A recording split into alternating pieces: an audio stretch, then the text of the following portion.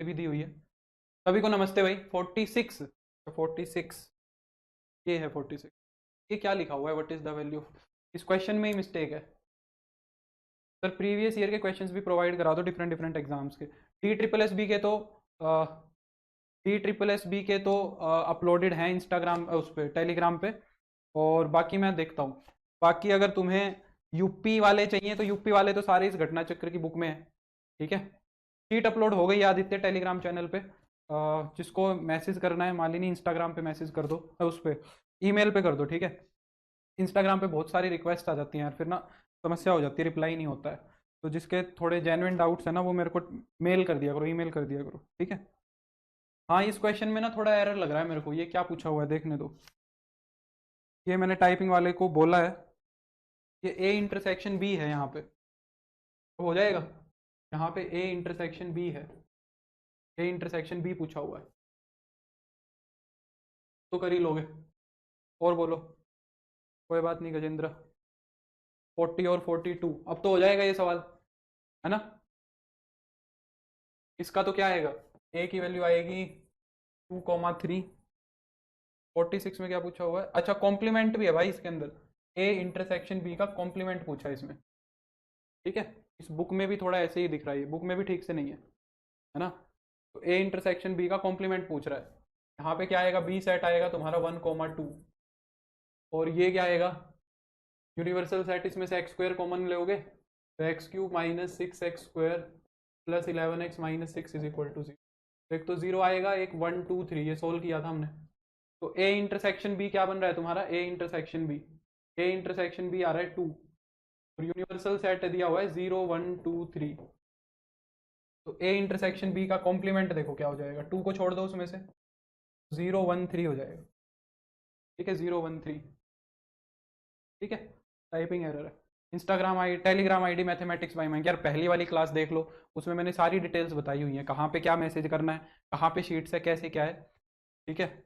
और कौन सा क्वेश्चन कह रहे हैं, 42। 42 क्वेश्चन में क्या है, हाँ ये वाला क्वेश्चन देखो, ये अच्छा सवाल है।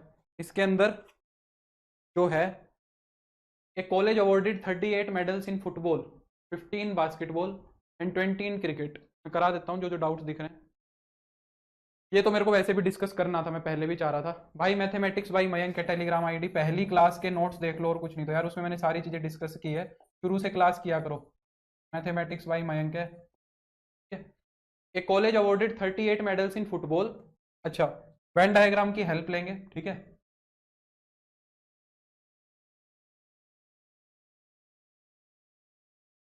मान लो यूनिवर्सल सेट है, ये ए सेट है तुम्हारा, ये फुटबॉल का मान लिया, ये मान लिया बास्केटबॉल का, और ये मान लिया क्रिकेट का। फुटबॉल, तीन स्पोर्ट है ना, फुटबॉल, बास्केटबॉल और क्रिकेट, ये मान लिया। ठीक है। जब भी ये क्वेश्चन करो, तीन सेट वाला, तीन सेट वाला जब भी क्वेश्चन करो, हाँ चेक करेंगे संजीव, तीन सेट वाला जब भी क्वेश्चन करो तो अंदर से शुरू किया करो, यहाँ से डिटेल्स शुरू किया करो, पीछे से शुरू करना है हमेशा। तो क्या कह रहा है कि देखो, इसने कहीं दिया होगा कि हाँ, only 3 man got medals in all 3 sports. 3 लोग ऐसे थे जिनको तीनों के तीनों स्पोर्ट्स में मेडल मिला, यानी कि यहाँ पे 3 लोग हैं, यहाँ 3 लोग हैं। और बाकी उसने कुछ भी डिटेल्स नहीं दी है, बाकी उसने कोई खास चीज़ें हमें दी नहीं है। तो हम क्या करेंगे, इन बाकी सारी चीज़ों को एज्यूम करेंगे। देखो, तो ए मान लिया, इसको बी मान लिया, इसको सी मान लिया, इसको डी मान लिया, इसको ई मान लिया, और इसको एफ मान लिया। इन सारी चीज़ों को मैंने, यार नोट्स हिंदी में कैसे प्रोवाइड होंगे सुरेश, नोट्स तो मैं लिखता ही हूँ ना, तो पॉसिबल नहीं है। अब जो जो चीज़ें दी हुई है ना, उनको नोट करो। सबसे पहले वो क्या कह रहा है, एक college awarded 38 medals in football. Football के अंदर 38 मेडल आए हैं। फुटबॉल का सर्कल देखो किस किस चीज़ से बना है। फुटबॉल का सर्कल बना है तुम्हारा A plus B plus 3 plus D is equal to कितना कह रहा है, के अंदर है 38 मेडल्स। तो अगर मैं यहाँ से देखूँ तो मेरे पास एक चीज़ आ रही है, ए प्लस बी प्लस डी, क्या आ रहा है 35। दूसरा देखो क्या कह रहा है, 15 बास्केटबॉल में, थोड़ा मेहनत करना पड़ेगा इस सवाल के अंदर, सीधा नहीं होगा। 15 है बास्केटबॉल में, बास्केटबॉल वाला सर्कल देखो उधर वाला, इसमें क्या है, B plus C plus 3 plus E, ये है 15। यहाँ से अगर मैं B plus C plus E की वैल्यू निकालूंगा तो ये आएगी 12। ये हो गई क्वेश्चन नंबर सेकंड। और फिर क्या कह रहा है कि 20 को क्रिकेट में मिला है। क्रिकेट वाला सर्कल देखो क्या बनेगा, D plus 3 plus E plus F, ये हो जाएगा 20, यानी कि D plus E plus F हो जाएगा तुम्हारा 17। ये हो गई थर्ड इक्वेशन। आगे देखो क्या कह रहा है, if the medals went to a total of 58 man, कह रहा है कि टोटल मेडल्स जो गए हैं ना वो 58 लोगों को गए हैं, यानी कि यूनियन दिया हुआ है, ये जितना भी दिख रहा है तुम्हें, ये सारे ABCDEF3 को मिला के इन सारों का सम कितना है, 58 दिया हुआ है, यानी कि तुम्हें A plus B plus C plus D plus E plus F और प्लस का 3, ये सारे मेडल्स कितने 58 है, 3 को उधर ले जाओगे तो ये 55 बन जाएगा। ये सारी चीजें तुम्हें दी हुई हैं। अब वो तुमसे पूछ क्या रहा है, ये देखो, वो कह रहा है कि then the number of man who received medals in exactly 2 of the 3 sport, कह रहा है कि एग्जैक्टली 2 में कितनों को मेडल मिला, एग्जैक्टली 2 में, तो एग्जैक्टली 2 वाले कौन कौन है, ये देखो, एग्जैक्टली 2 वाले कौन कौन है, ये देखो, एग्जैक्टली 2 वाला एक तो बी है, एक तो बी है एग्जैक्टली 2 वाला, जहां पे फुटबॉल और बास्केटबॉल वालों को मिला, एक तो बी है, एक डी है, ठीक है, जिसमें फुटबॉल और क्रिकेट है, और एक ई है जिसमें बास्केटबॉल और क्रिकेट है। ई है कि क्या है, ई है। तो ये सम हमें कैलकुलेट करके बताना है, बी प्लस डी प्लस ई, B plus D plus E, ये सम कैलकुलेट करना और इन इक्वेशंस का यूज करना है। तो कैसे करें, A plus B plus D, B plus D plus E चाहिए, तो बी डी यहां है और बी और ई यहां है और डी और ई यहां है। देखो अगर इन तीनों इक्वेशंस को ध्यान से देखो तो इन तीनों इक्वेशंस के अंदर बी 2 बारी है, एक बी यहां रहा और एक बी यहां रहा, और अगर डी की बात करो तो एक डी ये रहा, एक डी ये रहा, और अगर ई की बात करो तो एक ई ये रहा और एक ई ये रहा, यानी कि इन तीनों इक्वेशंस के अंदर ये 2 2 बार आ रहे हैं। अगर इन तीनों का सम करोगे तो 2 2 बार तीनों आएंगे। तो मैं कह रहा हूं कि 1 + 2 + 3 करके देखो जरा, 1 + 2 + 3 करोगे तो बी 2 बार जुड़ेगा, तो बी 2 बार जुड़ेगा तो 2b हो जाएगा, डी 2 बार जुड़ेगा 2d हो जाएगा, और ई 2 बार जुड़ेगा 2e हो जाएगा। बाकी देखो क्या क्या बच गया, यहाँ पे आ गया a, यहाँ पे आ गया c, और यहाँ पे आ गया f, है ना, a c और f, ये आ गया। और तीनों का जब मैंने सम किया तो ये कितना हो गया, 35 और 12 43, 43 और 17 कितने हो गए, 64, 64 हो गया। हाँ, अब ये वाली इक्वेशन को ध्यान से देखो, अब तो हो गया ये सवाल। अगर इसको ठीक से लिखो तो कैसे लिख सकते हैं, b plus D plus E, तो b plus D plus E और प्लस में a plus C plus F, ये दिया हुआ है 55। इस इक्वेशन को ऐसे लिख लो। अब देखो इस इक्वेशन में से इसको घटाओ, वो डायरेक्ट फॉर्मूला लगाओगे। अच्छा डायरेक्ट फॉर्मूला भी लग रहा है क्या, यूनियन वाले में से तीनों के इंटरसेक्शन का सम। हाँ वैसे तो यूनियन वाला डायरेक्ट भी लग रहा था, रूबल सही कह रहा है, यूनियन वाला डायरेक्ट लगाते तो उसमें से तीनों का इंटरसेक्शन भी आ जाता, ये बात भी सही थी, ये ध्यान नहीं दिया। यूनियन वाला डायरेक्ट लगाते तो 58 दिया हुआ था, इंटरसेक्शन दिया हुआ था और तीनों दिए हुए थे, सही बोल रहे हो, डायरेक्ट हो जाता। फालतू में बहुत बड़ा कर दिया मैंने, यूनियन वाला डायरेक्ट लगा लेना फॉर्मूला। अब तो खैर ये हो गया, इसमें से इस इक्वेशन को सब्ट्रैक्ट कर दो, इसमें से इस इक्वेशन को सब्ट्रैक्ट कर दो, जब 2b में से b जाएगा तो b बच जाएगा, 2d में से d जाएगा तो d बच जाएगा, 2e में से e जाएगा तो e बच जाएगा, a plus C plus F से a plus C plus F cut जाएगा, 64 में से 55 जाएंगे तो 9 हो जाएगा, है ना। अगर यूनियन वाला डायरेक्ट फॉर्मूला लगाते तो बात बन जाती, सही कह रहा है रूबल। पर यार बात बनती नहीं रूबल, यूनियन वाला फॉर्मूला लगाते तो बात बनती नहीं, उसमें से फिर इंटरसेक्शन को और खत्म करना पड़ता, डायरेक्ट यूनियन वाले में से नहीं निकलता, डायरेक्ट यूनियन में से तुम ये वाली चीज निकालते। अगर यूनियन वाला फॉर्मूला लगाते तो उसमें से ये चीज निकलती, n of A intersection B plus n of B intersection C plus n of C intersection A, ये वाली चीज निकलती। और ये वाली चीज क्या हो जाती, ये पूरा, ये पूरा और ये पूरा, ये पूरा हो जाता, है ना। और फिर इसमें से तुम्हें 3 टाइम्स ये और कम करना पड़ता, ए इंटरसेक्शन बी इंटरसेक्शन, फिर बनती बात, ठीक है, ये बनती बात। आंसर कितना है 18, कौन सा सवाल था 42, आंसर तो 9 ही है यार, इसका 9 ही दिया हुआ है, आंसर तो 9 ही दिया हुआ है, तो आंसर की में गलत होगा, फिर आंसर की में गलत होगा, ठीक है 9 लेना, कोई बात नहीं ऐसे कर लो, 9 ही आंसर आएगा, आंसर की में गलत दिया हुआ है, बुक में भी 9 ही। और बोलो 40, 40 और 39 भी कह रहे हैं। ये वाला क्वेश्चन तो आसान है, इसके अंदर तो कोई खास फॉर्मूला नहीं है, ठीक है, अगर उससे हो गया था तो ठीक है।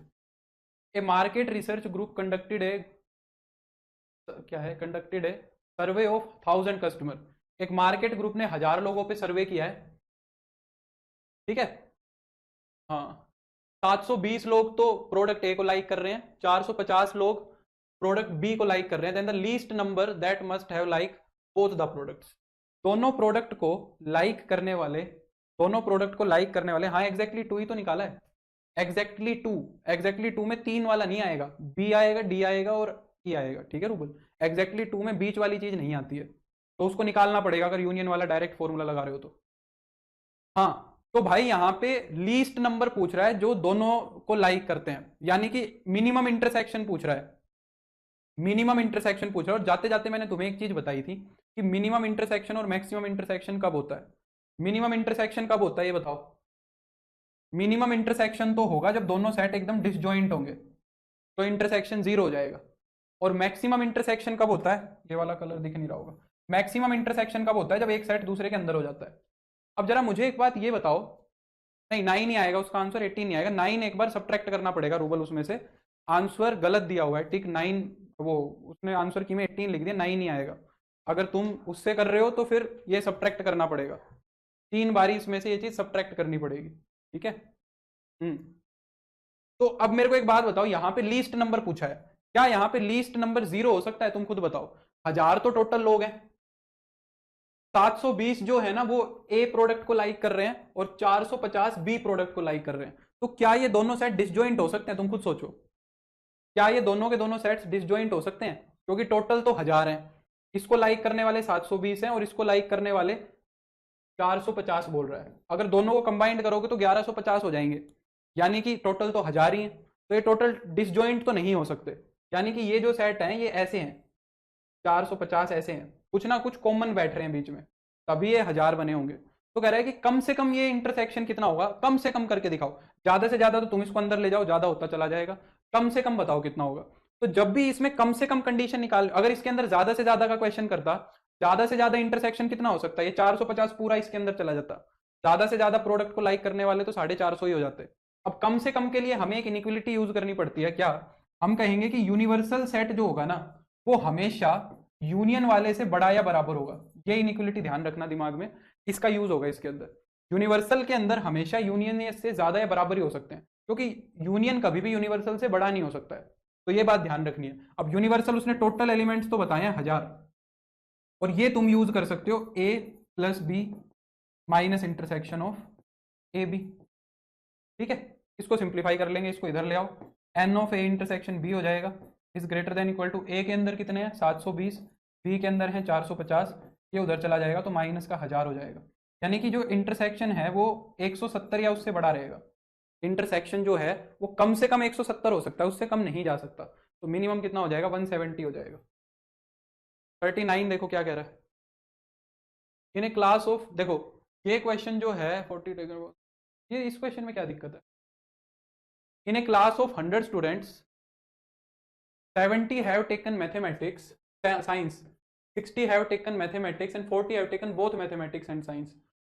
ए दे रखा है, बी दे रखा है, इंटरसेक्शन दे रखा है, the number of students who have not taken science और मैथमेटिक्स और both science and mathematics is equal to, जिन्होंने ना तो who have not taken science, ना तो साइंस ली है ना ही मैथमेटिक्स ली है और ना ही दोनों लिए हैं, यानी कि यूनियन को छोड़ दिया ना, यानी कि यूनियन को छोड़ दिया। तो ये चीज पूछ रहा है, इसमें क्या दिक्कत है। यूनियन के अंदर कितने एलिमेंट आएंगे, यूनिवर्सल में से यूनियन, यूनियन को सब्ट्रैक्ट कर दो, यूनियन का कॉम्प्लीमेंट ही तो पूछ रहा है। मुशाहिद, हाँ भाई मुशाहिद बोलो, ये मैं अरियंत वाली बुक से करा रहा हूँ रवि, तो ये तो हो जाएगा, इसमें तो कुछ नहीं है। ठीक है, हो गए फिर डाउट्स। आंसर की में कुछ इशू हो सकते हैं यार, क्योंकि पिछली वाली शीट जिस टाइपिस्ट ने टाइप की थी उसने काफी कचरा कर दिया था।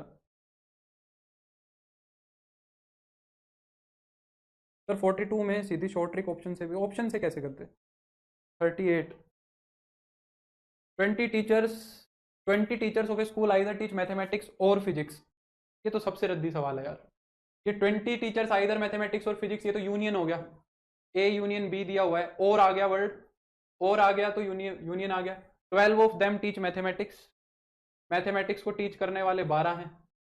4 टीच बोथ द सब्जेक्ट्स, दोनों को पढ़ाने वाले कितने लोग हैं, 4 हैं।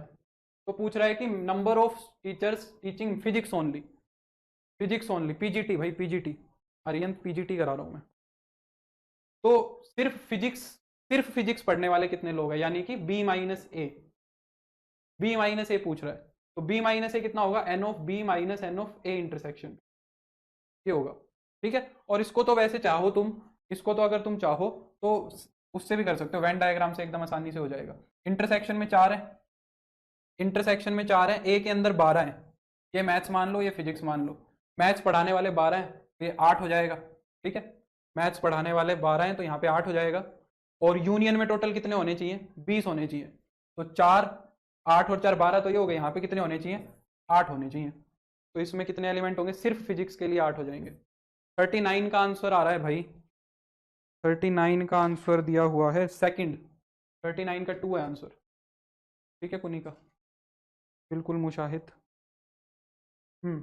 ठीक है, अब करूं आगे शुरू, कर लेना बाकी क्वेश्चन, और तो कोई समस्या वाला था नहीं।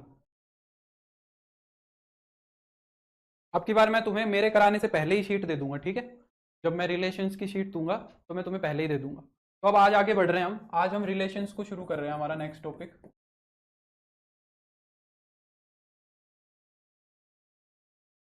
ठीक है, चलो। सर मेरे पास टीजीटी की बुक है, वो इनफ रहेगी क्या, बिल्कुल भी नहीं रहेगी, टीजीटी से क्या होगा साक्षी। रिलेशंस को शुरू करते हैं। रिलेशंस को शुरू करने से पहले हमें एक ऑपरेशन पढ़ना पड़ेगा। सेट्स का एक ऑपरेशन हमने छोड़ दिया है। ठीक है, सेट्स का एक ऑपरेशन हम छोड़ के चलते हैं, वो इसीलिए छोड़ के चलते हैं क्योंकि वहां से रिलेशन की आगे कॉन्टिन्यूटी बनती है। ठीक है, तो एक ऑपरेशन और बचता है सेट्स पे, जिसको बोलते हैं Cartesian product of two sets. Cartesian product, जैसे सेट्स का मल्टीप्लीकेशन नहीं होता है, उसको हम क्या बोलते हैं, कार्टेशियन प्रोडक्ट बोलते हैं ऑफ सेट्स। इसको रिप्रेजेंट किया जाता है किससे, ए क्रॉस बी से। इसको मल्टीप्लाई मत बोलना, क्रॉस बोल दो, जो इसका नाम है ना वही बोल दो, क्रॉस बोल दो, मल्टीप्लाई मत बोलना, क्योंकि सेट्स का मल्टीप्लीकेशन नहीं होता है, कार्टेशियन प्रोडक्ट होता है। अब कार्टेशियन प्रोडक्ट से पहले हमें एक चीज समझनी है, जिसको हम नाम देते हैं क्या, ऑर्डर्ड पेयर्स। ये चीज समझनी है कि ऑर्डर्ड पेयर्स क्या होते हैं। ठीक है, इस बात को समझते हैं, ऑर्डर्ड पेयर क्या होता है। देखो, ऑर्डर्ड पेयर जो है ना, दो बातों से मिलकर बना है। अभी प्लीज कमेंट मत करो, ठीक है, मैं अब जवाब नहीं दूंगा, तो थोड़ा सा कर लेते हैं, पीछे रह जाएंगे हम, पता है ये चीज टाइम कंज्यूमिंग बहुत है, इसको जल्दी से कर लें, फिर बाद में इतना टाइम नहीं लगता। कैलकुलस जल्दी से निपटा लो, रिलेशन फंक्शन के बाद मैं कैलकुलस शुरू करूंगा, वो निपट जाएगा तो फिर 11वीं 12वीं में से जल्दी निकल जाएंगे, ताकि फिर यूजी पीजी वाले टॉपिक्स पे समय दे पाए हम। ऑर्डर्ड पेयर्स देखो क्या होता है। ऑर्डर्ड पेयर जो है ना, दो वर्ड से मिलकर बना है, एक तो है पेयर्स और एक है ऑर्डर्ड। पेयर का मतलब तो सब समझते हैं, दो से है। पेयर का मतलब तो सब समझते हैं, किससे है, दो से है। और ऑर्डर्ड वर्ड का मतलब क्या है, जहां पे ऑर्डरिंग फॉलो हो रही हो। ऑर्डरिंग का मतलब क्या है, कि कोई पैटर्न फॉलो हो रहा हो या फिर कोई सीक्वेंस फॉलो हो रही हो, उसको ऑर्डरिंग बोलते हैं, कि कोई पैटर्न फॉलो कर रहे हैं। और पेयर का मतलब दो से ही है बस। तो हम एक ऐसा पेयर बनाना चाहते हैं जिसके अंदर कोई ऑर्डर फॉलो हो रहा हो, कोई पैटर्न फॉलो हो रहा हो। ठीक है, तो पेयर हम बनाना किसके चाह रहे हैं, पेयर हम बनाना चाह रहे हैं सेट्स के एलिमेंट्स का, एलिमेंट्स ऑफ सेट्स का पेयर बनाना चाह रहे हैं हम। तो हम क्या चाह रहे हैं कि दो एलिमेंट उठाएं हम, ए और बी, और उनका एक पेयर बना दें। उनका पेयर हम ऐसे बना देंगे, ए कोमा बी लिख देंगे, और ऐसे ये एक पेयर बन गया, तो इसको हम पेयर बोल रहे हैं अभी। अभी इसको ऑर्डर्ड पेयर नहीं बोल रहे हैं। ऑर्डर्ड पेयर में हम क्या चीज फिक्स कर देते हैं, ऑर्डर्ड पेयर में हम ये चीज फिक्स कर देते हैं, अभी तो ये लिखा है तो ए कहीं से भी आ सकता है और बी किसी भी सेट का एलिमेंट हो सकता है। अभी इनका आना जाना कोई कोई मतलब क्या बोलते हैं, रैंडम है, अभी कुछ भी हो सकता है, ए कहीं से भी आ जाएगा, बी कहीं से भी आ जाएगा। पर सोचो अगर मैं ये कह दूं कि एक ऐसा पेयर फॉर्म करो जहां पे जो ये तुम्हारा ए है ना, ए ये आए ए ही सेक्शन से, ए ही क्लास से, ए ही सेट से। मैं जो एग्जांपल देने वाला हूं ना वही निकल रहा है मुंह से। तो मैं कह रहा हूं यहां पे जो ये ए है, ये आए ए ही सेट से, और किसी सेट से ना आए। जो पहला एलिमेंट लिखा जाएगा वो ए ही सेट से लिखा जाएगा, और जो दूसरा एलिमेंट है वो बी सेट से ही लिखा जाएगा। अब मैंने यहाँ पे एक कंडीशन लगा दी, एक रिस्ट्रिक्शन लगा दी, कि भाई पहला एलिमेंट लिखोगे तो ए से ही लिखोगे और किसी सेट से नहीं लिख सकते, और दूसरा एलिमेंट बी से ही लिखोगे। यानी कि अब एक पेयर बन रहा है विद ऑर्डरिंग, एक पैटर्न के साथ एक पेयर बन रहा है। जैसे कि मैं एक एग्जांपल अभी दिमाग में सोच रहा था, जो मेरे मुंह से निकल रहा था। मान लो मैंने कह दिया कि दो बच्चों के लिए मैंने ये पोजीशन खड़ी कर दी। मान लो ये दो बना दिए मैंने, दो स्टैंड बना दिए। मैंने कहा कि एक बच्चा यहाँ के खड़ा होगा और एक बच्चा यहाँ के खड़ा होगा, दो बच्चों के लिए स्टैंड बना दिए मैंने। अब एक बार तो कोई भी दो बच्चे आके खड़े हो जाए, मान लो मैंने बोल दिया, तो उनका एक पेयर बन जाएगा। पर मैं कह रहा हूं कि यहाँ पे जो बच्चा आएगा वो ए सेक्शन का ही आएगा, यहाँ पे जो बच्चा आगे खड़ा होगा वो ए सेक्शन का खड़ा होगा, और यहाँ पे जो बच्चा खड़ा होगा वो बी सेक्शन का खड़ा होगा। तो ये अब पेयर बना पर विद ऑर्डरिंग, तो इसको हम ऑर्डर्ड पेयर बोलेंगे।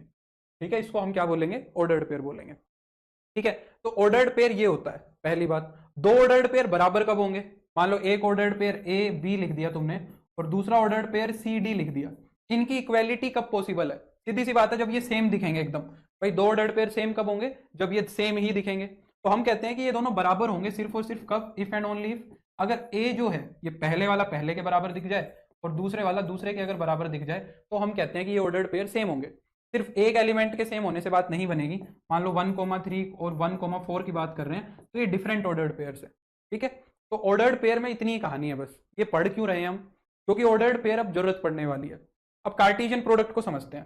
कार्टेशियन प्रोडक्ट को वो क्या कहता है कि मान लो ए और बी दो सेट्स हैं, उनका कार्टेशियन प्रोडक्ट क्या होता है? पहली बात तो एक सेट ही होता है। कार्टेशियन प्रोडक्ट भी क्या होता है? एक सेट होता है। जैसे कि हमने जितने भी ऑपरेशंस लगाए सेट्स पे, तो बन के तो एक सेट ही आया। कॉम्प्लीमेंट लिया, डिफरेंस लिया, कुछ भी किया, तो हमने ए क्रॉस बी भी करा तो उस पर भी सेट ही बनेगा। पर बात आती है कि ये सेट होगा किस चीज का, इसके अंदर लिखेंगे क्या? ऐसा थोड़ी ना कि एलिमेंट्स को मल्टीप्लाई करा देंगे, तो एलिमेंट्स को मल्टीप्लाई नहीं कराना है। वो कहता है जब ए और बी का कार्टेशियन प्रोडक्ट लेते हैं तो ऑर्डर्ड पेयर्स बन के आते हैं। इसके अंदर जो एलिमेंट दिखते हैं वो ऑर्डर्ड पेयर्स बनते हैं, समझ रहे हो? तो कहेगा कि ए क्रॉस बी के अंदर ऑर्डर्ड पेयर्स आएंगे। जो ए है ना, ए वो आएगा पहले सेट से और जो बी है वो आएगा तुम्हारा दूसरे सेट से। ठीक है, इन ऑर्डर्ड पेयर्स का जो सेट बनता है उसको हम कार्टेशियन प्रोडक्ट बोल देते हैं। ठीक है, जैसे कि फॉर एग्जांपल मैंने कहा तुम्हें कि मान लो ए सेट है तुम्हारे पास आयोटा माइनस आयोटा, मान लो ये तो ए सेट है तुम्हारा, और बी सेट मान लो मैंने बोल दिया एक्स कोमा वाई है, ये सेट बोल दिया। अब मैं कह रहा हूं कि ए क्रॉस बी, ए और बी का कार्टेशियन प्रोडक्ट करके बताओ क्या बनेगा। तो कहता है कि ऐसे जितने भी ऑर्डर्ड पेयर्स तुम बना सको, जहां पे पहला एलिमेंट तो आए पहले वाले सेट से और दूसरा एलिमेंट आए दूसरे वाले सेट से, वो सारे ऑर्डर्ड पेयर बना लो और उनको उठा के इसके अंदर पटक दो। तो इसको करने का सबसे अच्छा तरीका क्या होता है कि पहले वाले सेट का एक एलिमेंट उठा लिया, सपोज ये आयोटा उठा लिया तुमने, आयोटा के साथ इसके जितने भी एलिमेंट्स हैं उनका पेयर बनाना शुरू कर दो। तो आयोटा के साथ मान लो तुमने एक्स बना दिया और आयोटा के साथ तुमने वाई बना दिया, और कोई ऑर्डर्ड पेयर ऐसा बन नहीं सकता जिसमें आयोटा पहले आए और बी का एलिमेंट बाद में आए। सिमिलरली माइनस आयोटा के लिए भी यही दो ऑर्डर्ड पेयर बन जाएंगे। ये हम और कोई भी ऐसा ऑर्डर्ड पेयर नहीं बना सकते जिसके अंदर पहला एलिमेंट पहले सेट से आए और दूसरा एलिमेंट दूसरे सेट से आए। तो ये जो सेट फॉर्म हुआ with ordered pairs as element, इसको हम क्या बोलेंगे? ए और बी का कार्टेशियन प्रोडक्ट बोलेंगे। ठीक है, इसके अंदर एलिमेंट्स कितने दिख रहे हैं तुम्हें? 4 एलिमेंट्स दिख रहे हैं, 1 2 3 4। ये एक ऑर्डर्ड पेयर एक एलिमेंट है, समझ रहे हो? अगर सिमिलरली मुझे बी क्रॉस ए कैलकुलेट करना पड़े, सिमिलरली मुझे अगर बी क्रॉस ए कैलकुलेट करना पड़े, तो पहले सेट का जो रोल है वो बी प्ले कर रहा है और दूसरा सेट कौन बन रहा है? ए बन रहा है। तो पहला एलिमेंट अब बी से आएगा, दूसरा एलिमेंट ए से आएगा। ठीक है, तो अब जो पहला एलिमेंट लिखा जाएगा वो बी से लिखा जाएगा। बी में से एक एलिमेंट उठाओ एक्स और उसको लिख दो एक्स आयोटा और एक्स के साथ माइनस आयोटा। ठीक है, वाई आयोटा और वाई माइनस आयोटा। ये तुम्हारा बी और ए का कार्टेशियन प्रोडक्ट बन गया। और यहीं से एक चीज देखने को मिल रही है हमें कि A cross B is not equal to B cross A. ये तो क्लियरली देखने को मिल रहा है। ये दोनों के दोनों दोनों के दोनों सेट्स हैं, ये इक्वल तो बिल्कुल भी नहीं है। क्यों नहीं है? क्योंकि देखो ये ऑर्डर्ड पेयर सेम ही नहीं आ रहे इसके अंदर, ये ऑर्डर्ड पेयर्स नहीं है सेम, तो ये दोनों सेट्स को इक्वल नहीं बोला जा सकता। पर एक चीज है, इन दोनों के अंदर ऑर्डर्ड पेयर सेम नहीं आए पर number of ordered pair same आए हैं। इसके अंदर भी 4 है, 1 2 3 4, इसके अंदर भी 1 2 3 4। तो यानी कि दो सेट्स और एलिमेंट सेम है। तो मैंने सेट्स के अंदर ही तुम्हें बताया था, ऐसे दो सेट्स बताओ कमेंट करके जिनके अंदर नंबर ऑफ एलिमेंट सेम होते हैं, उन सेट्स को क्या बोला जाता है? यहाँ पे हम एक चीज तो देख रहे हैं कि A cross B is equal to B cross A के अंदर जो नंबर ऑफ एलिमेंट्स है ना, ये तो सेम है। इसका मतलब क्या है? दो सेट्स के अंदर एलिमेंट सेम होते हैं तो उनको क्या बोला जाता है? मतलब नंबर ऑफ एलिमेंट सेम है तो बताओ। ब्लैंक। ऐसे दो सेट्स जिनके अंदर नंबर ऑफ एलिमेंट सेम होंगे तो उन सेट्स को क्या बोला जाता है? उन सेट्स को इक्विवेलेंट सेट्स बोला जाता है। तो हम ये कह सकते हैं कि A cross B and B cross A are always equivalent. आंख बंद करके ये तो पक्का कह सकते हो कि ए क्रॉस बी और बी क्रॉस ए जो हैं वो हमेशा इक्विवेलेंट होंगे। इक्वल कैसे होंगे यार? ये लिखा इक्वल तो हो ही नहीं सकते हैं, इक्विवेलेंट होंगे। ये समझ आ रही है बात? इक्वल नहीं, इक्विवेलेंट। क्या कभी ए क्रॉस बी और बी क्रॉस ए सेम भी हो सकते हैं? क्या कभी ए क्रॉस बी और बी क्रॉस ए सेम भी हो सकते हैं? हो सकते हैं सिर्फ एक शर्त पे, A cross B is equal to B cross A, if and only if A is equal to B. A cross B और बी क्रॉस ए सिर्फ और सिर्फ तभी बराबर होंगे, सिर्फ और सिर्फ तभी बराबर होंगे जब ए और बी ही सेट सेम हो जाए। यानी कि हम सिंपली क्या निकालना चाह रहे हैं, ए क्रॉस ए ही निकालना चाह रहे हैं, तो ए क्रॉस ए तो ए क्रॉस ए के बराबर आना ही है ना, है ना। ये बात समझ आ जानी चाहिए पहली बात तो। एक दूसरी चीज जो हमने एक अच्छी सीखी, ये चीज देखो, यहां पे हमने क्या देखा, ए के अंदर एलिमेंट है 2, बी के अंदर भी एलिमेंट 2 है, और हमने देखा ए क्रॉस बी और बी क्रॉस ए के अंदर एलिमेंट आए 4, है ना। यानी कि जब इन दोनों का मल्टीप्लीकेशन करा रहे हैं तो हमें कार्टेशियन प्रोडक्ट के अंदर एलिमेंट्स पता लग रहे हैं, तो हम ये चीज कह सकते हैं कि इफ, दूसरी बात, इफ ए के अंदर m एलिमेंट्स हैं एंड बी के अंदर n एलिमेंट्स हैं, ए के अंदर ए के अंदर m है, बी के अंदर n है, तो हम एक चीज ये कह सकते हैं कि then n of A cross B निकाल लो चाहे, या फिर b क्रॉस ए निकाल लो, क्योंकि इनकी कार्डिनलिटी तो सेम है mn, ठीक है। तो इनके अंदर नंबर ऑफ एलिमेंट्स कितने होंगे, कार्टेशियन प्रोडक्ट में mn नंबर ऑफ एलिमेंट्स आते हैं, इसको ध्यान रखना, ये अभी आगे यूज होगा, ठीक है, रिलेशंस में। अच्छा, क्या कार्टेशियन प्रोडक्ट 2 से ज्यादा सेट्स का भी कराया जा सकता है? बिल्कुल कराया जा सकता है। जो कार्टेशियन प्रोडक्ट है वो 2 से ज्यादा सेट्स का भी कराया जा सकता है। जैसे कि मान लो मैंने तुम्हें कह दिया कि एक सेट है तुम्हारा 1, -1, एक बी सेट है मान लो तुम्हारा ए, मान लो ए ले लिया, a, b ले लो, और जो सी सेट है तुम्हारा वो मान लो मैंने बोल दिया x, y। क्या हम 3 सेट्स का भी कार्टेशियन प्रोडक्ट करा सकते हैं? बिल्कुल करा सकते हैं, ठीक है। 3 सेट्स का भी कार्टेशियन प्रोडक्ट कराया जा सकता है। उसके अंदर नंबर ऑफ एलिमेंट्स कितने आएंगे, n of A cross B cross C के अंदर एलिमेंट्स कितने आएंगे, वो सिंपली इनका मल्टीप्लीकेशन, तो इसके अंदर एलिमेंट कितने आएंगे, 2 गुना 2 गुना 2, 8। कितने एलिमेंट्स आएंगे, 8। बनाने कैसे हैं, एकदम वैसे ही। यहाँ पे जो ऑर्डर्ड पेयर नहीं बनेगा, यहाँ पे ऑर्डर्ड ट्रिपलेट बनेगा, क्योंकि 3 का एक पेयर बनेगा यहाँ पे, ठीक है, ट्रिपलेट बनेगा। ट्रिपलेट के अंदर होगा क्या, पहला एलिमेंट ए से आएगा, दूसरा एलिमेंट बी से आएगा, तीसरा एलिमेंट सी से आएगा, ये फिक्स रहेगा। तो बनाने की कोशिश करो जरा, तो यहां से एक एलिमेंट को फिक्स करो 1, एक एलिमेंट 1 को फिक्स किया, 1 के साथ जितने ऑर्डर्ड पेयर बन सकते हैं बना दो। 1 के साथ एक बारी मैंने ए को ले लिया, और ए के साथ यहां के दोनों एलिमेंट्स को ले लो, 1ax 1ay, ये ले लिया। एक बार 1 के साथ किसको ले लो, 1 के साथ b को ले लो, और यहां से x ले लो, और यहां से y ले लो, तो 1 के साथ तो ये बन गए, ठीक है। यहां से फिर क्या ले लेंगे, -1 के साथ a को ले लेंगे, और फिर यहां से xy को ले लेंगे, -1a, और फिर -1 के साथ हम यहाँ पे किसको ले लेंगे, b को, x आ गया, और -1 के साथ b, y आ गया। तो ये ऑर्डर्ड ट्रिपलेट बन गए, ये क्या बन गए, ऑर्डर्ड ट्रिपलेट्स बन गए, ठीक है। तो ये भी किया जा सकता है, 3, 4, 5 कितने भी सेट्स हो वहां तक हम कार्टेशियन प्रोडक्ट को लेके जा सकते हैं, ठीक है। ये बात क्लियर हो जानी चाहिए।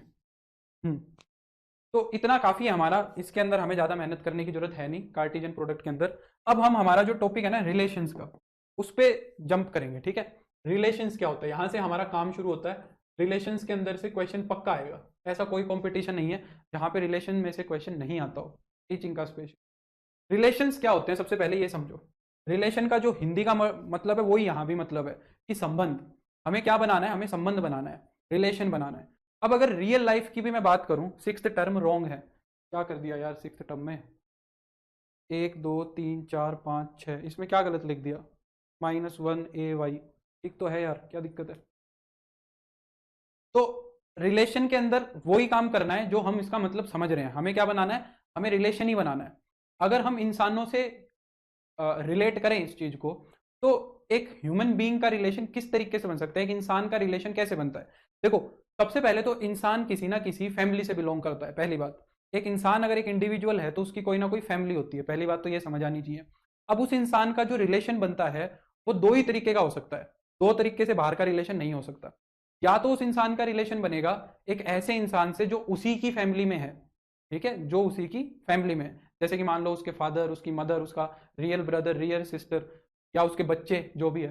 तो एक इंसान का रिलेशन या तो बनेगा सेम फैमिली में, या एक इंसान का रिलेशन बनेगा किसी दूसरे इंसान से जो किसी दूसरी फैमिली में बिलोंग करता है, ठीक है, उसकी फैमिली अलग है दूसरे इंसान की। जैसे कि अपने रिलेटिव्स हो गए सारे के सारे, जहां पे शादी करता है कोई इंसान, वो भी दूसरी फैमिली का एक रिलेशन बनता है। सेम चीज यहाँ पे है, हमारे पास रिलेशन बनाने के लिए क्या है, एलिमेंट्स हैं, और एलिमेंट्स की फैमिली क्या होती है, सेट्स होती है। एलिमेंट्स की फैमिली क्या होती है, सेट्स होती है। और सेट का जो रिलेशन बनेगा वो कैसे बन सकता है, या तो हमारा एक जो रिलेशन बनेगा एक एलिमेंट का वो सेम सेट में बनेगा, जैसे फैमिली है, जैसे फैमिली है वैसे ही सेट है, तो एक सेट एक एलिमेंट का जो रिलेशन बनेगा या तो सेम सेट में बनेगा, या फिर एक एलिमेंट का रिलेशन बनेगा किसी दूसरे एलिमेंट के साथ किसी दूसरी फैमिली में, यानी कि किसी दूसरे सेट में। तो हमारे पास रिलेशन दो ही तरीके के होते हैं, सबसे पहले तो उनको लिखना ही सीख लो। एक रिलेशन तो हमारा बनता है ऐसा, आर एक रिलेशन बनेगा मेरे पास जिसको मैं ऐसे लिख दूंगा, ए से ए तक, ठीक है। और या फिर हमारा रिलेशन बनेगा ऐसा, ए से लेके बी तक। यानी ये दोनों चीजें क्या बता रही है, ये बता रहा है कि रिलेशन बनाए ए से लेके ए तक, यानी कि सेम सेट पे ही बात कर रहे हो। सारी चीजें कराएंगे यार, ठीक है सक्षम, डोंट वरी। यानी कि यहाँ पे ए से ए पे रिलेशन बनाए, सेम सेट पे रिलेशन बनाए, और यहाँ पे क्या बनाए, एक सेट से दूसरे डिफरेंट सेट पे रिलेशन बनाए। तो सबसे पहले तो क्वेश्चन जब भी पढ़ेंगे रिलेशन का तो यही चीज देखेंगे, तुम्हें स्टेटमेंट दो तरीके से लिखे मिलेगी, या तो वो ऐसे लिखता है कि रिलेशन ऑन ए सेट ए, इसको हम कैसे पढ़ते हैं, रिलेशन ऑन ए सेट ए। इसको कैसे पढ़ा जाएगा, इसको ऐसे पढ़ा जाएगा कि रिलेशन जो बनाए वो ए सेट से ए सेट पे ही बनाए, तो उसको वो सिंपली इतना लिख देता है। और इसको वो प्रॉपरली ऐसे लिखता है कि relation from set A to B, from set A to B, इसको ऐसे लिखेंगे, ठीक है, relation from set A to B. तो सबसे पहली बात तो ये समझ आना चाहिए। अब ये रिलेशन बनता कैसे है, क्या इसकी शर्तें होती हैं, कैसे रिलेशन बनता है, वो अभी हम डिस्कस करेंगे। पर सबसे पहले देखते हैं कि ये रिलेशन चीज क्या है, मैथमेटिक्स में ये चीज बनती क्या है। जैसे कि कुछ कुछ कुछ इसका एग्जिस्टेंस तो होना चाहिए ना, कि भाई ये है क्या। मैथमेटिक्स के अंदर हम अलग अलग चीजें देखते हैं कि रिलेशन एक नंबर होगा, रिलेशन कुछ और चीज होगी, क्या है क्या रिलेशन। तो उसको समझने के लिए हम थोड़ा सा इस चीज को ऐसे समझते हैं। देखो जैसे कि मान लो एक सेट ए है मेरे पास 1,2, एकदम रद्दी सा एग्जांपल लेके समझेंगे, और एक सेट है मान लो मेरे पास m,n, दो अलग अलग सेट है मेरे पास। तो नेक्स्ट पेज पे ही लेके चलते हैं। तो जैसे कि मान लो एक सेट मेरे पास a है 1,2, और एक सेट मेरे पास b है m,n, ठीक है। इनका कार्टेशियन प्रोडक्ट तुम्हें अच्छे से पता है, कार्टेशियन प्रोडक्ट का रोल इसीलिए है यहाँ पे 1,m 1,n 2,m और 2,n 2,n, ठीक है।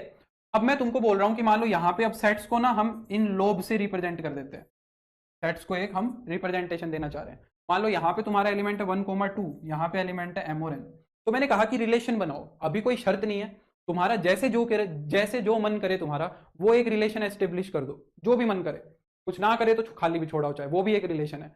कोई रिलेशन ना बनना भी एक रिलेशन ही हुआ एक तरीके से, है ना। भाई किसी के साथ कोई रिलेशन ही नहीं है तो वो भी एक रिलेशन ही है, ठीक है। हाँ, तो मान लो कोई इंसान आया, उसका मन किया, उसने 1 को n के साथ रिलेट करा दिया, उसने कहा कि 1 का रिलेशन n के साथ बना दो और 1 का ही m के साथ भी बना दो। उसने ये कहा कि 2 का तो मैं किसी के साथ नहीं बना रहा हूं। कोई दूसरा इंसान आया, कोई दूसरा इंसान आया, उसने क्या किया, उसने भी अपनी मनमर्जी चलाई, 1 2 m n। वो बोला कि 2 का रिलेशन बनाऊंगा मैं m के साथ, 1 का बनाऊंगा मैं n के साथ, और वो कहता है मैं 2 का n के साथ भी बनाऊंगा, ठीक है, बना दिया। कोई और इंसान आया, उसने सिर्फ 1 का n के साथ बना के छोड़ दिया। ऐसे कर करके अलग अलग इंसानों ने अलग अलग रिलेशंस बना दिए। अब इसको हम थोड़ा सा मैथमेटिकल फॉर्म में लेके जाना चाह रहे हैं। अगर मैं इसको शॉर्ट में लिखना चाहूं तो क्या मैं ऐसा लिख सकता हूं कि 1 is related to m, short में लिख रहा हूं। अगर मैं इसकी समरी बनाना चाहूं, अगर मैं इसकी समरी बनाना चाहूं तो मैं क्या लिखूंगा, 1 इज रिलेटेड टू m। और दूसरा एक चीज क्या हो रही है इसके साथ, 1 इज रिलेटेड टू n। यहाँ पे तो ये समरी बन रही है कि 1 m से रिलेट कर रहा है और 1 n से रिलेट कर रहा है, और यहाँ पे 1 n से रिलेट कर रहा है, 2 रिलेट कर रहा है m के साथ, और 2 रिलेट कर रहा है n के साथ। इसकी समरी ये है, ठीक है। तो हमने क्या किया, इसको एक मैथमेटिकल फॉर्म में ले जाने के लिए हम बोले कि जो एलिमेंट जिससे रिलेट कर रहा है ना उसका ऑर्डर्ड पेयर फॉर्म कर दो। यानी कि मैं ये चीज लिखूं 1 इज रिलेटेड टू m लिखूं, या फिर 1 कोमा m का ऑर्डर्ड पेयर बनाऊं। इन दोनों बातों का मतलब अब से मैं सेम मान के चलूंगा कि भाई मैं 1 रिलेटेड टू m लिखूं या 1 कोमा m लिख दिया, तो इसका मतलब ये है कि 1 जो है ना वो m से रिलेट किया है। सिमिलरली अगर 1 n से रिलेट किया है तो इसका भी एक ऑर्डर्ड पेयर बन जाएगा। एकदम बात सेम बात यहां चलेगी, 1 कोमा n का एक ऑर्डर्ड पेयर बन जाएगा, 2 कोमा m का और 2 कोमा n का। अब रिलेशन एक क्या होता है, रिलेशन एक शादी का कार्ड होता है, ये मान लो तुम। यानी कि शादी के कार्ड में तुम्हें क्या क्या डिटेल्स लिखी मिलती हैं कि इसकी इसके साथ शादी हुई, इसका ये पापा है, इसकी ये मम्मी है, इसका ये रिश्तेदार है, इसका ये है, इसका वो है। शादी के कार्ड में तुम्हें सारा का सारा प्रोग्राम दिख जाता है कि परिवार कौन से दो हैं, कहाँ पे शादी होनी है, कहाँ क्या हो रहा है। तो रिलेशन एक शादी का कार्ड है, ये मान लो। तो जो ये सब कुछ हुआ है वो सारा का सारा एक शादी के कार्ड में लिख दो, जो इसके अंदर सारी की सारी कहानी हुई है। सारी की सारी कहानी क्या हुई है कि 1 m से रिलेट किया और 1 n से रिलेट किया। तो इस चीज को कंबाइंड करके लिखना है, तो मैंने क्या किया, एक सेट ही फॉर्म कर दिया, ये शादी का कार्ड बन गया। इसके अंदर सारी समरी पता लग रही है मुझे कि 1m से रिलेट किया है, 1n से रिलेट किया, कंबाइंड करके एक सेट बना दिया, एक शादी का कार्ड बना दिया, सारी डिटेल्स दिख रही है इसमें। यहाँ पे ये 3 रिलेट कर रहे थे तो इनका एक शादी का कार्ड बना दिया ये आर, कि भाई ये हुआ है, 1n के साथ ब्याया गया है, 2m के साथ और 2n के साथ, ठीक है। तो ये हमने क्या करा, रिलेशन फॉर्म कर दिया। यानी कि अल्टीमेटली रिलेशन बना क्या, अल्टीमेटली रिलेशन एक सेट ही बना। रिलेशन क्या बना, अल्टीमेटली सेट ही तो बना, सेट की ही फॉर्म आई। तो रिलेशन मैथमेटिकली एक सेट होता है। पहली बात तो ये समझ में आई कि रिलेशन चीज क्या है, रिलेशन एक सेट ही है। अब ऐसे तो बोल नहीं सकते कि रिलेशन एक सेट है, सेट तो दुनिया जहान के हैं। अगर डिफाइन करना है तो इसकी कुछ डेफिनेशन होनी चाहिए। अब तुमने ध्यान दिया हो तो मैंने रिलेशन बनाने से पहले कार्टेशियन प्रोडक्ट लिखा है। मान लो ये R1 शादी का कार्ड है, ये R2 शादी का कार्ड है। मुझे जरा बताओ R1 सेट और R2 सेट का ए क्रॉस बी सेट से क्या लेना देना दिख रहा है तुम्हें? R1 सेट और R2 सेट का ए क्रॉस बी जो सेट दिख रहा है, इससे क्या लेना देना दिख रहा है? अगर हम देख पा रहे हैं तो क्या हम ये बात कह पा रहे हैं कि R1 के जो एलिमेंट्स हैं वो भी ए क्रॉस बी से आ रहे हैं, R2 के जो एलिमेंट हैं वो भी ए क्रॉस बी से ही आ रहे हैं। यानी कि कोई भी इंसान कैसा भी रिलेशन बनाए, उसके जो एलिमेंट्स आएंगे वो इससे बाहर कभी भी नहीं आएंगे। तुम बना के देख लो, तुम और कोई भी रिलेशन बना लो, एक एलिमेंट को रिलेट कराओ, दो को कराओ, एक को भी मत कराओ, तो यहीं से आएंगे एलिमेंट्स। यानी कि हम ये कह सकते हैं कि R1 और R2 जो हैं दोनों के दोनों ए क्रॉस बी के सबसेट हैं। R1 और R2 जो है वो क्या है, दोनों के दोनों ए क्रॉस बी के सबसेट है ना। तो यहीं से हमारी रिलेशन की डेफिनेशन निकल गई। हम क्या बोले, हम बोले कि ए रिलेशन, मैं कुछ ज्यादा गहराई में जा रहा हूं, वैसे तो इतना जाने की जरूरत नहीं है। A relation from A to B, a relation from A to B is a, कुछ भी नहीं होता है, वो एक सबसेट होता है। ए से बी तक अगर एक रिलेशन बना रहे हो, ए से लेके बी तक अगर एक रिलेशन बना रहे हो, तो वो रिलेशन ए क्रॉस बी का क्या होता है, सबसेट होता है। तो ये relation from A to B is a subset of A cross B. यही एक रिलेशन की डेफिनेशन होती है बस। अब एक सवाल यहां से ये उठ गया कि सर इतने ऐसे ऐसे रिलेशन हम बनाए जा रहे हैं, तो कोई लिमिट भी है क्या कि भाई कितने रिलेशन बन सकते हैं? अब तुम्हें पता लग गया कि रिलेशन जो बनेगा वो बने तो ए क्रॉस बी का सबसेट ही का, बनना तो ए क्रॉस बी का सबसेट ही है। यानी कि रिलेशन काउंट करूं या इसके सबसेट काउंट करूं, उसमें कोई इशू नहीं है। रिलेशन काउंट कर लूं या सबसेट काउंट कर लूं, सेम ही बात हो गई, क्योंकि रिलेशंस को सबसेट ही तो बोला जा रहा है। और सबसेट काउंट करने तो मेरे को आते हैं। एक सेट के सबसेट कितने होते हैं, 2 raised to the power n होते हैं। यानी कि ए क्रॉस बी के अंदर कितने एलिमेंट हैं, ए क्रॉस बी के अंदर 4 हैं, 1 2 3 4। इसके अगर मैं सबसेट बनाऊंगा तो कितने बनेंगे, इसके सबसेट्स बनेंगे 2 raised to the power 4, 2 raised to the power 4 इसके सबसेट बनेंगे, यानी कि 16 सबसेट बनेंगे, जिनके अंदर 0 1 2 3 4 इतने एलिमेंट्स हो सकते हैं। या तो एक 5 बनेगा, एक वाला, दो वाला, तीन वाला और 4 वाला, तो 16 सबसेट बनेंगे। यानी कि सबसेट काउंट कर लिए तो रिलेशन भी काउंट कर लिए। यानी कि इन दोनों सेट्स पे ए से लेके बी तक तुम मैक्सिमम रिलेशन कितने बना सकते हो, 16 रिलेशन बना सकते हो। 16 से ज्यादा रिलेशन नहीं बना पाओगे। तो ये एक इंपॉर्टेंट क्वेश्चन यहां से बन जाता है कि number of relations from set A to B. ये हमारे पास एक इंपॉर्टेंट यहां से क्वेश्चन बन जाता है। कहता है the total number of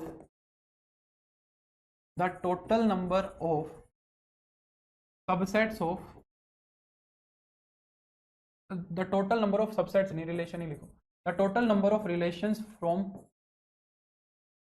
set A to set B where where A के अंदर मान लो m एलिमेंट्स हैं और b के अंदर कितने एलिमेंट्स हैं, n एलिमेंट्स हैं। तो कितने होंगे सबसेट्स, कितने रिलेशंस होंगे? सबसे पहले तो तुमसे वो कभी भी ए क्रॉस बी के एलिमेंट्स नहीं देगा, तुम्हें वो ए और बी के एलिमेंट देगा। अगर ए में n है, बी में n है, तो ए क्रॉस बी में कितने होंगे, ए क्रॉस बी में mn होंगे। अगर ए क्रॉस बी में mn एलिमेंट्स हैं तो इसके सबसेट्स कितने बनेंगे, 2 raised to the power mn बनेंगे।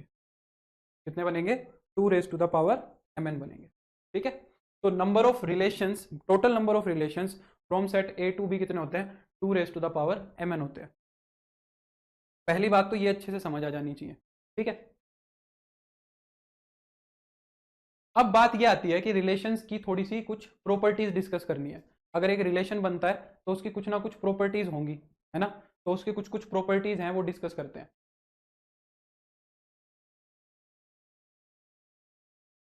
देखो, जैसे कि मान लो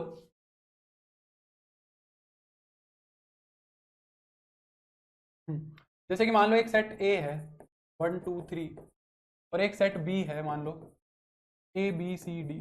सबसे पहले तो बताओ इस पे टोटल नंबर ऑफ रिलेशंस कितने बनेंगे, टोटल नंबर ऑफ रिलेशंस बताओ ए से बी पे कितने बनेंगे, कमेंट करो जल्दी से, मैं थोड़ी सी सांस ले लूँ तब तक। टोटल नंबर ऑफ रिलेशंस बताओ।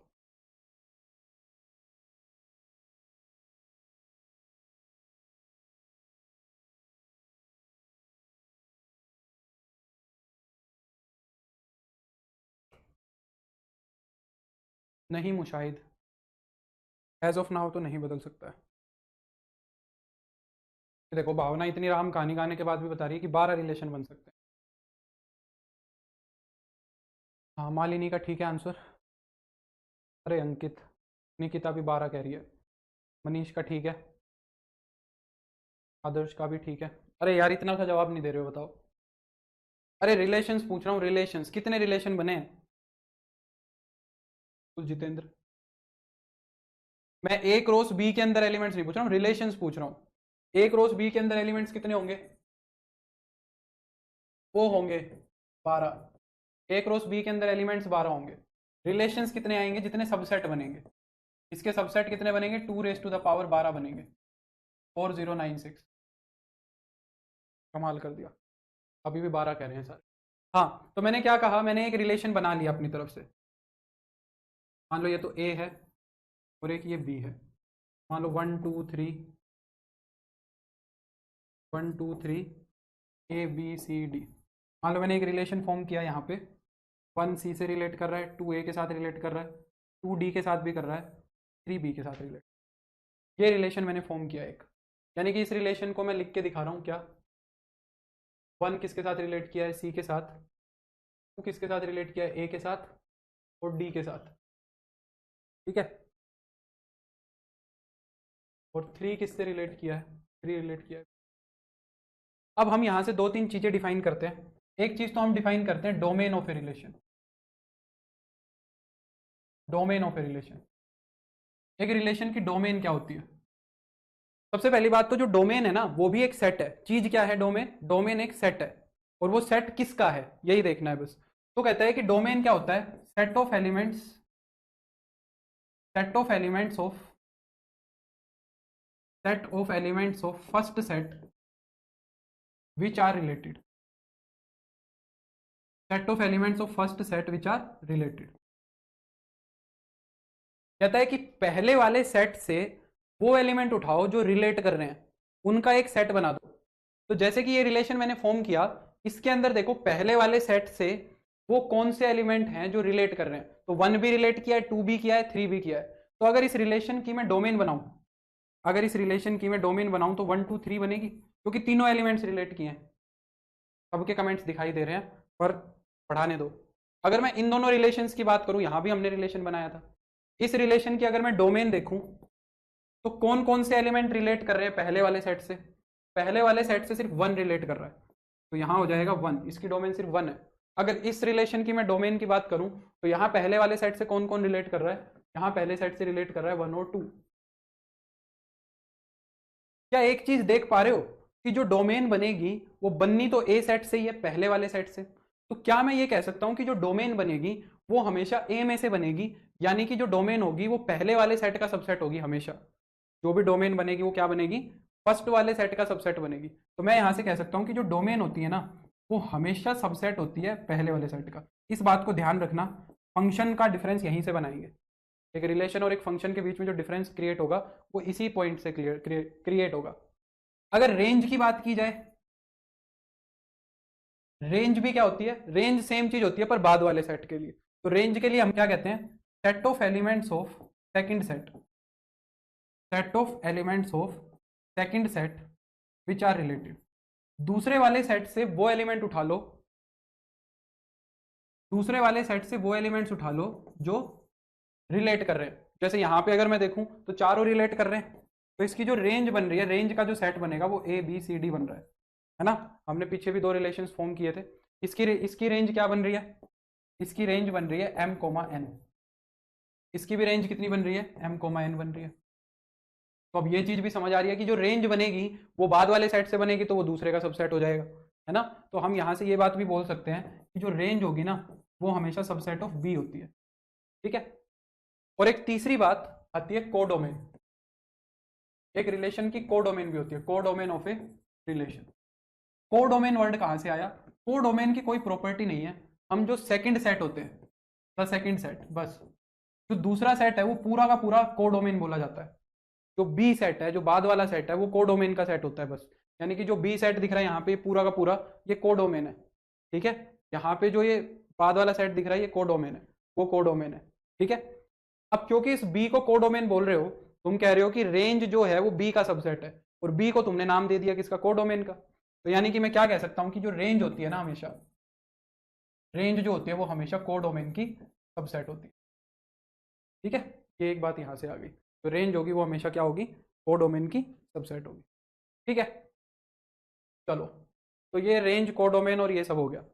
अब हमने जो यहाँ पे 16 रिलेशंस बनाए थे, हमने जो यहाँ पे 16 रिलेशंस बनाए थे, इन 16 रिलेशंस को हमें क्या करना पड़ेगा? 16 रिलेशंस को हमें कैटेगराइज करना पड़ेगा। इनकी अलग अलग कैटेगरी, इनकी अलग अलग टाइप्स हैं, तो अब हमें वो टाइप्स डिस्कस करनी है। ठीक है, तो अब यहाँ से मेन चीज शुरू हो जाती है। ये तो बेसिक चीजें थी यहाँ तक। पहला आता है क्या? टाइप्स ऑफ रिलेशन में पहला रिलेशन, टाइप्स ऑफ रिलेशंस देखने। बस यहाँ पे फिर रिलेशन खत्म ही हो जाएगा तुम्हारा। टाइप्स ऑफ रिलेशन क्या होते हैं ये देखो।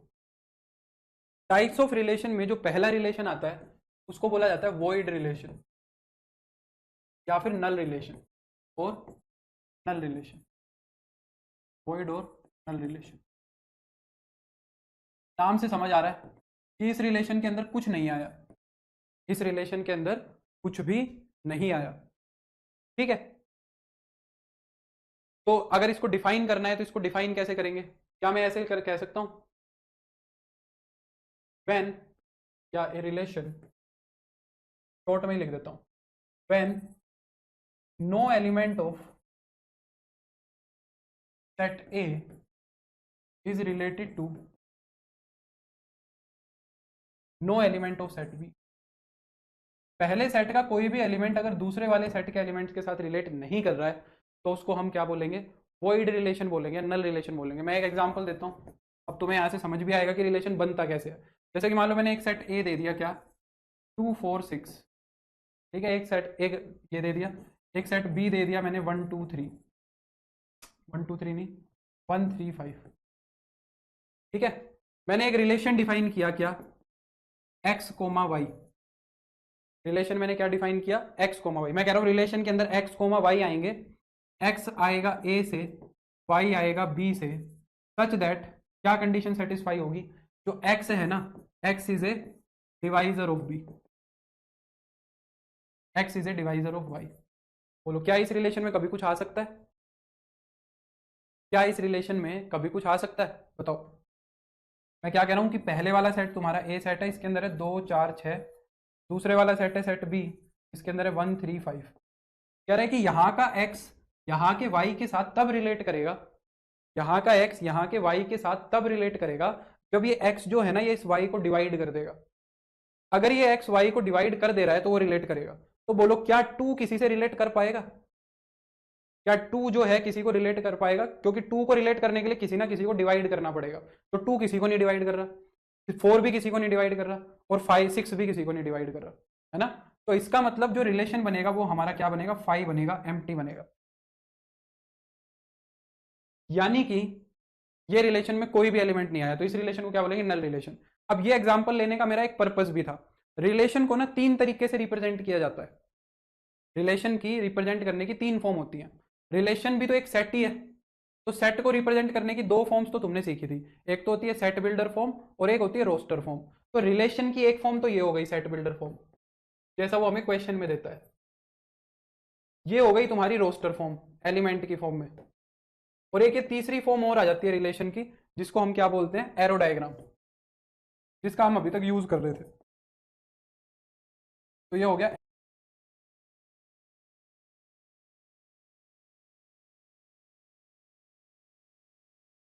Arrow diagram. ठीक है, बेसिक सी बात थी, मैंने बता दी, याद आ गया। दूसरा रिलेशन होता है तुम्हारा यूनिवर्सल रिलेशन। यूनिवर्सल रिलेशन में नाम से ही पता लग रहा है, या जिसमें सब कुछ आ जाए। इसको डिफाइन कैसे करेंगे? When when every element of A is related to each element of B।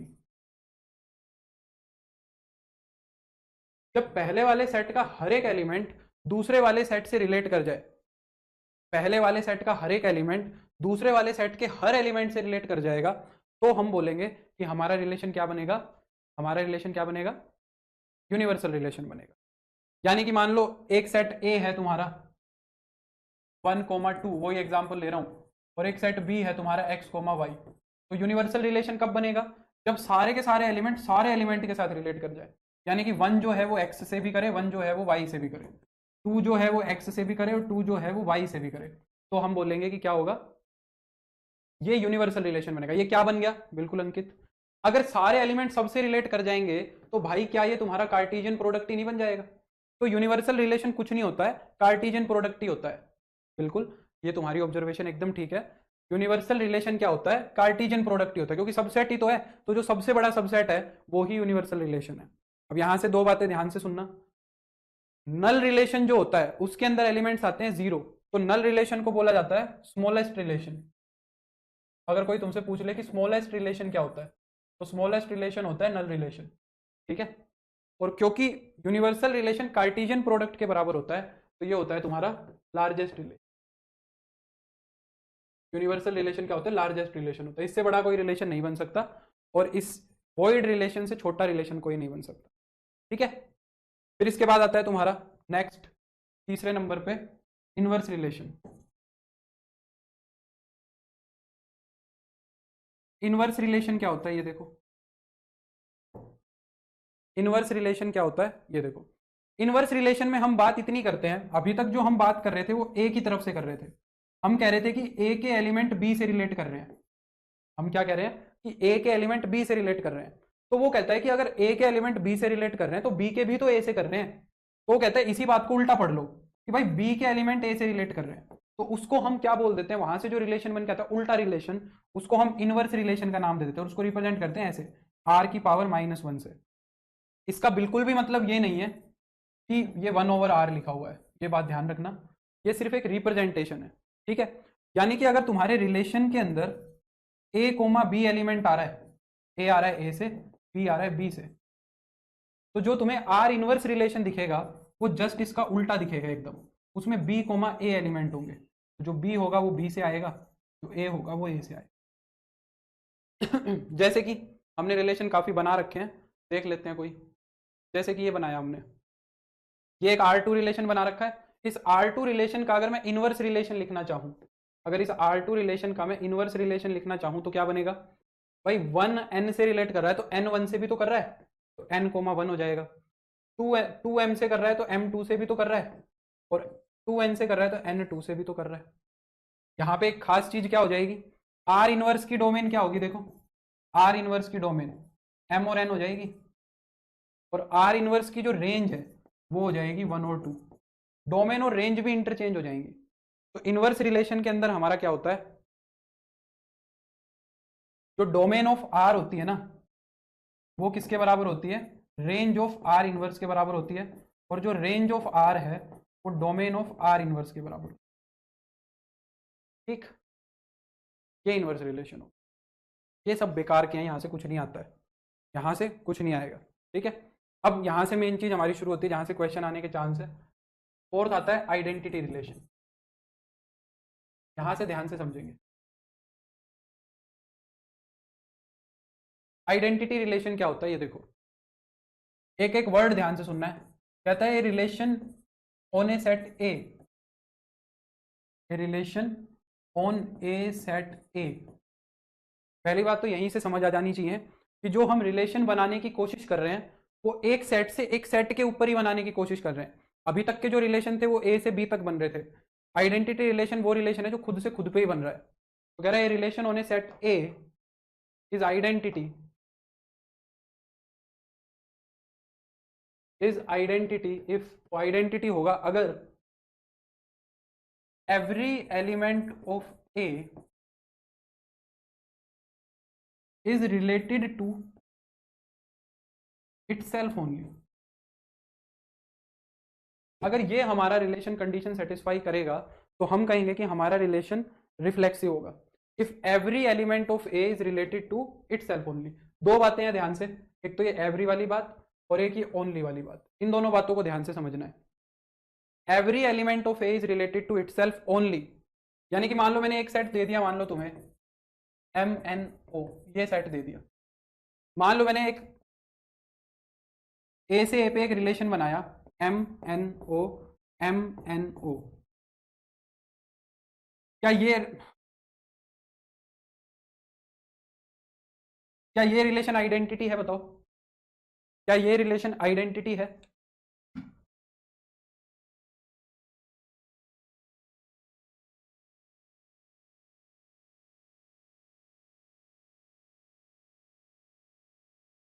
क्या ये रिलेशन आइडेंटिटी रिलेशन है? कौन सी बात गड़बड़ हो रही है? एवरी वाली बात गड़बड़ हो रही है। हर एक एलिमेंट नहीं रिलेट कर रहा है, तो इसको हम आइडेंटिटी रिलेशन नहीं बोल सकते। एन जो है वो एन से रिलेट नहीं कर रहा है। एक और रिलेशन बनाता हूं, मान लो यहाँ ए है, यहाँ भी ए है, MNO MNO। मान लो M से भी कर रहा है, N से भी कर रहा है, O से भी कर रहा है, NO से कर रहा है। क्या ये रिलेशन आइडेंटिटी है? क्या ये रिलेशन आइडेंटिटी है? यहाँ पे हर एक एलिमेंट खुद से रिलेट कर रहा है, M से भी कर रहा है, N से भी कर रहा है, O से भी कर रहा है। तो एवरी वाली में तो कोई दिक्कत नहीं है। दिक्कत किस में है? ओनली वाली में। उसने कहा है कि सिर्फ खुद से करना चाहिए, सिर्फ खुद से। M तो सिर्फ खुद से कर रहा है, O भी सिर्फ खुद से कर रहा है, पर N जो है ना वो O से भी रिलेट कर रहा है। तो यहाँ पे ओनली वाली बात गड़बड़ आ गई, तो ये आइडेंटिटी ये भी नहीं है। यानी कि आइडेंटिटी रिलेशन होने के लिए मेरे पास सिर्फ और सिर्फ एक ही ऑप्शन बच गया। आइडेंटिटी रिलेशन बनने के लिए मेरे पास सिर्फ एक ही ऑप्शन बच गया, क्या? M से रिलेट करे, N से रिलेट करे, O से रिलेट करे, और कोई भी ऑप्शन नहीं बचा। यानी कि R मेरा क्या बने? ऐसा दिखे, MNO। ना तो इससे कम हो ना इससे ज्यादा हो। ना तो इससे कम होना चाहिए, कम होगा तो एवरी वाली बात गड़बड़ हो जाएगी, इससे ज्यादा हुआ तो ओनली वाली बात गड़बड़ हो जाएगी। क्लियर हो गया अच्छे से? अब एक यहां से इंपॉर्टेंट क्वेश्चन बनता है, बताओ number of identity relations on a set. Number of identity relations on set A with n elements कितने होंगे? कितने आइडेंटिटी रिलेशन बना सकते हो एक सेट के ऊपर जिसके पास n एलिमेंट्स हैं? देखना सारे गलत जवाब देंगे, देखता हूं कौन सही देता है। एक सेट के ऊपर कितने आइडेंटिटी रिलेशंस बनाए जा सकते हैं अगर उसके अंदर n एलिमेंट्स हैं? मालिनी ने आंसर दिया है गलत।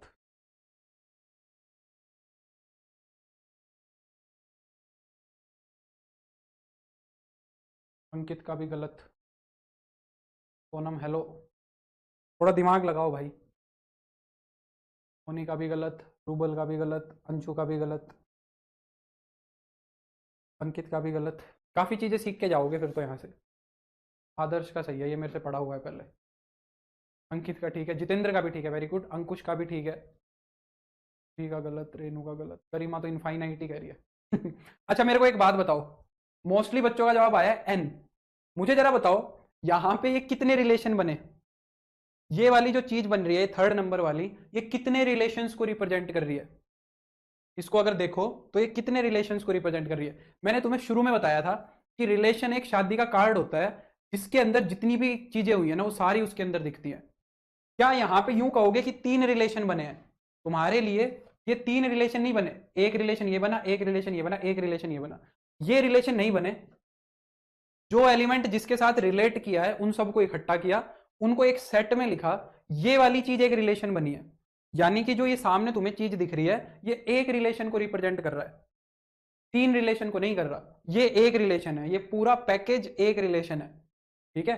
ये पूरा एक रिलेशन है। तो ऐसे और कितने रिलेशन बना सकते हो बताओ? ऐसे और कितने रिलेशन बन सकते हैं? ऐसा और दूसरा रिलेशन नहीं बन सकता कोई भी, सिर्फ एक बनेगा जिसमें M से, N से, O से, वो एक रिलेशन होगा। तो सिर्फ और सिर्फ एक रिलेशन बनता है आइडेंटिटी रिलेशन एक सेट के ऊपर, चाहे से कितने भी एलिमेंट हो उसके अंदर, चाहे से उसके अंदर कितने भी एलिमेंट हो, आइडेंटिटी रिलेशन सिर्फ एक ही बनेगा, ठीक है?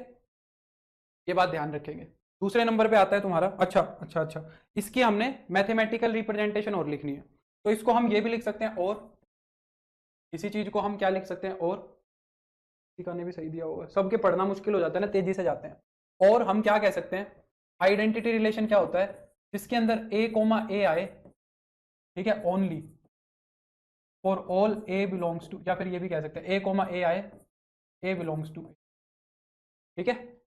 या हम ये भी कह सकते हैं कि A is related to A for all A belongs to A. Only word लगाना चाहो तो लगा दो, नहीं तो रहने दो। ये आइडेंटिटी रिलेशन की मैथमेटिकल रिप्रेजेंटेशन होगी। इसके बाद जो हमारा रिलेशन आता है वो आता है रिफ्लेक्सिव रिलेशन।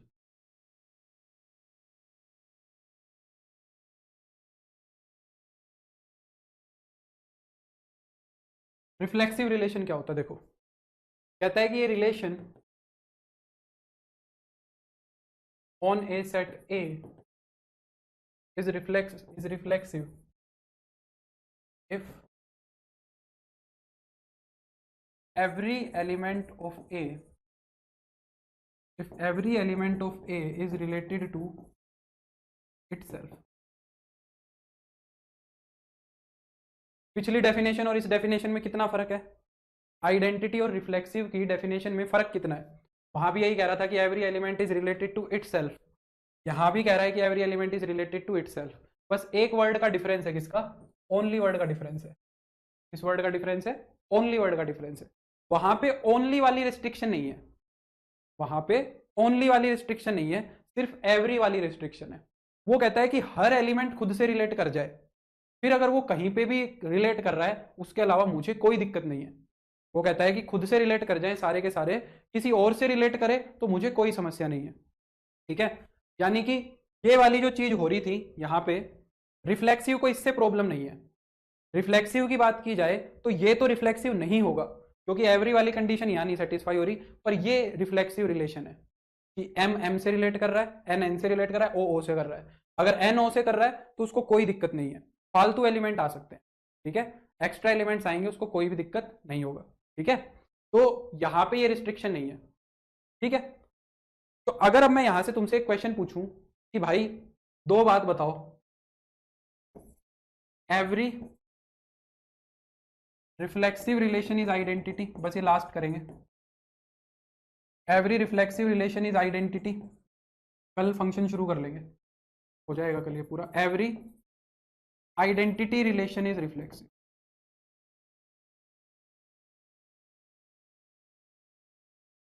कौन सी बात हमेशा सही होगी, कौन सी बात हमेशा सही होगी, जल्दी से बताओ, 1 या 2, विच वन इज ट्रू। फिर नीचे एक बात आएगा, इसको भी काउंट करेंगे, number of reflexive relations, number of reflexive relations on set A with n elements.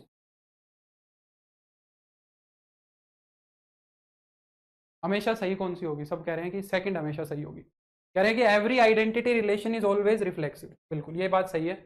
Every reflexive relation is identity, ये बात गलत है ना, ये बात गलत है, क्योंकि अभी अभी तो इसका एग्जाम्पल देखा हमने, अभी अभी तो हमने इसका एग्जाम्पल देखा, ये वाला जो रिलेशन है ये रिफ्लेक्सिव है, ये वाला रिलेशन रिफ्लेक्सिव है, पर ये आइडेंटिटी कहाँ है, ये वाला रिलेशन रिफ्लेक्सिव है पर ये आइडेंटिटी नहीं है।